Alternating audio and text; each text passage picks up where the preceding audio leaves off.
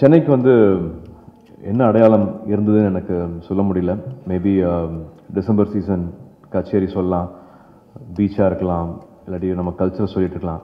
But டோட்டலாகவே India ஃபுல்லாக திரும்பி பார்க்குற மாதிரி, அத்தனை பேரும் திரும்பி பார்க்குற மாதிரி இப்போ சமீபத்தில் நடந்த இந்த சென்னை ஃப்ளட்ஸ் வந்து சென்னைக்கு, தமிழ்நாட்டுக்கு புது அடையாளத்தை நிச்சயமாக கொடுத்துருக்கு.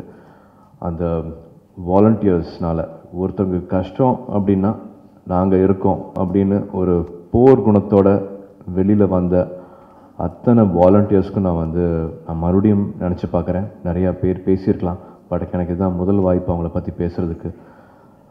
ராதாம்மாலேருந்து ஒரு வீட்டுக்கும் போய் மறுபடியும் பால் பாக்கெட் போட்டு பெரியவங்க இருக்காங்களா, அவங்களுக்கு சாப்பாடு இருக்கான்ட்டு கழுத்தளவுக்கு தண்ணியில் போய் பார்த்த ராதாம்மாலேருந்து முகமது யூனஸ், அவங்க ஒரு தம்பதி ப்ரெக்னெண்ட்டாக இருந்தாங்க, டெலிவரிக்கு சப்போர்ட் பண்ண முகமது யூனஸ், அவங்களுக்கு ஒரு பெண் குழந்தை பிறந்தது, பெண் குழந்தைக்கு யூனஸ்னு பேர் வச்சுருக்காங்க. அந்த நண்பர்லேருந்து மற்றவங்களுக்கு உதவி உயிர் இழந்த பரத்திலிருந்து அத்தனை பேரையும் நான் நினச்சி பார்க்குறேன். முகம் தெரியாத ரியல் ஹீரோஸ் அத்தனை பேருக்கும் முதல் தலை வணங்குறேன். அவங்களோட மனதார என்னோட பாராட்டுகளை தெரிவிச்சுக்கிறேன். ஃப்ளட்ஸை பற்றி வெளியில் பேசுகிறதா இல்லை பசங்க 2 பற்றி பேசுகிறதா, ஏன்னா ரெண்டுமே ஒரே நேரத்தில் நடந்துட்டு இருந்தது. எதை பற்றி பேசுகிறது அப்படிங்கிற ஒரு தயக்கமே மனசில் இருந்துச்சு. இப்போது அதுக்கான நாள் வந்தாச்சு. 24 ரிலீஸ் பிளான் பண்ணியாச்சு. எல்லாருமே கேட்டுட்ருக்காங்க, ஏன் கம்மியாக பேசுகிறீங்க படத்தை பற்றி அப்படின்ட்டு. இது ஒரு மனசில் இருந்தது ஒரு காரணம் நிச்சயமாக. பட் இது மறுபடியும் 2D என்டர்டெயின்மெண்ட்க்கு முதல் அடையாளமாக இருக்க வேண்டிய படம். நாங்கள்லாம் தெருவில் கிரிக்கெட் விளையாடிருப்போம், வெளியில் போய் விளையாடுவோம், lot of time outside house. But இப்போ அது இல்லை.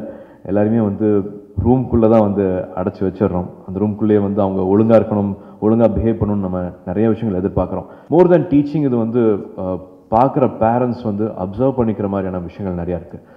பாடம் எடுத்து சொல்லிக் கொடுக்குற மாதிரி, ஸ்லேட் எடுத்து குச்சி எடுத்து சொல்கிற மாதிரி இல்லாமல், இது இப்படி ஒரு வாழ்க்கை இருக்குது, இப்படி இருக்கலாமே அப்படின்ட்டு நிறையா அவென்யூஸ் ஓப்பன் பண்ணி விடுற ஒரு ஃபில்மாக நான் பசங்க 2 பார்க்குறேன். Thanks to all the kids. ஏன்னா அவங்க இதுதான் பண்ணுவாங்கன்னு சொல்ல முடியாது, என்ன வேணாலும் பண்ணலாம். அவங்க அதுக்கு ரெடியாக இருக்கணும். அவங்களே சொந்த டயலாக் திடீர்னு ஒன்று எடுத்து போடலாம், அதுக்கும் ரெடியாக இருக்கணும். ஒரு ஷூட்டிங் ஸ்பாட்டில் நான் ஒரு 250 பேர் பார்த்துருப்பேன். இவ்வளோ பேர் வேணுமா ஒரு படம் எடுக்கிறதுக்கு? சுற்றி 300 பேர் இருக்காங்களே, ஒரு ஷூட்டிங், ஒரு நாள் ஷூட்டிங் இவ்வளோ பேர் தேவையா அப்படின்னு நினச்சிருக்கும் போது, பாண்டியராஜன் சார் ஷூட்டிங் போனால் ஒரு 18 பேர் இருப்பாங்க, ஒரு 22 பேர் இருப்பாங்க, ஒரு ஃபேமிலி மாதிரி இருந்தாங்க. பிந்து மாதிரி பார்த்தா கோலம் போட்டுட்ருக்கோம். இந்த அடுத்த சீனுக்கு கோலம் வேணும் சார், கோலம் போட்டுட்ருக்கோம் உட்காந்துக்கிட்டு, கிளாப் அடிக்கும்.